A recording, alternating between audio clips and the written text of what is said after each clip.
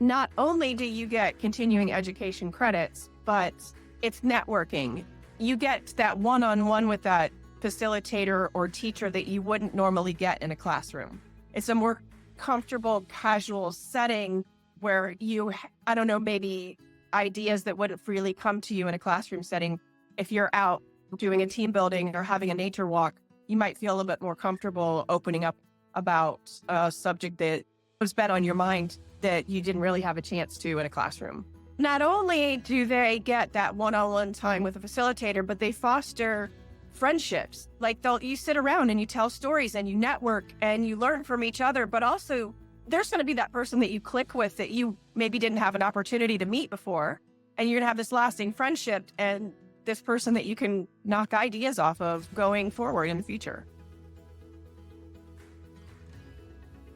The most important part of an education retreat is the facilitator.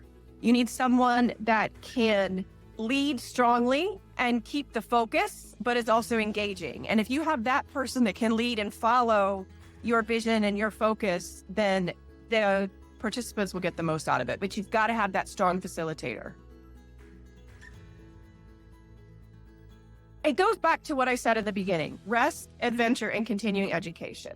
You've got to have that facilitator that's going to keep the focus, but you've also got to have rest. You need to be in a place where people feel like they can relax. They can take time away from their busy home lives and absorb the information, but also have some adventure. Do a team building activity. If you're in Costa Rica, do surfing camp, or if you're on the farm, do a cooking class. But you've got to have that element of adventure so people remember.